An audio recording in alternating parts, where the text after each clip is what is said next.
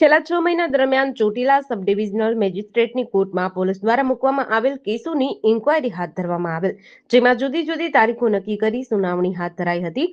ત્યારબાદ 53 કેસોની અકસ્માતજન્ય અથવા શંકાસ્પદ સંજોગોમાં થયેલ મૃત્યુના બનાવોમાં પોલીસ તંત્ર દ્વારા તૈયાર કરાયેલા ઇન્ક્વેસ્ટ પેપર્સ, પોસ્ટમોર્ટમ રિપોર્ટ, પંચનામા, સાક્ષીઓના નિવેદનો તથા અન્ય સંબંધિત દસ્તાવેજોની તપાસણી કોર્ટ સમક્ષ રજૂ કરવામાં આવેલ। આવા કેસોમાં મૃત્યુનું કારણ અકસ્માતજન્ય છે કે અન્ય કોઈ ગુનાહિત કૃત્યના પરિણામે થયેલ છે તે અંગે મેજિસ્ટ્રીયલ તપાસ હાથ ધરવાની જોગવાઈ છે।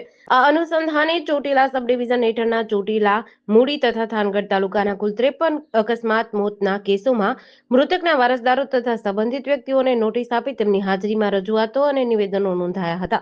ઉપરાંત કેસને લગતા તમામ દસ્તાવેજી પુરાવાઓ, પોલીસ તપાસના અહેવાલો, મૃત્યુની પરિસ્થિતિઓ તથા અન્ય સંબંધિત હકીકતોનું તટસ્થ અને વિગતવાર પરીક્ષણ કરાયું હતું। તપાસ દરમિયાન જે કેસોમાં વધુ તપાસની આવશ્યકતા અથવા શંકાસ્પદ સંજોગો જણાયા હતા તેવા કેસો સંબંધિત પોલીસ અધિકારીને જરૂરી વધુ તપાસ અને અહેવાલ માટે પરત મોકલવામાં આવ્યા હતા। જ્યારે અન્ય કેસોમાં ઉપલબ્ધ પુરાવા, દસ્તાવેજો અને તપાસના આધારે કોઈ ગુનાહિત કૃત્ય અથવા શંકાસ્પદ તત્વ પ્રકાશમાં આવેલ ન હોવાથી મૃત્યુ અકસ્માતજન્ય હોવાનું પ્રતિપાદિત થયું હતું। જેડીસી ન્યૂઝ સાથે કલ્પેશ વાઢેર, સુરેન્દ્રનગર।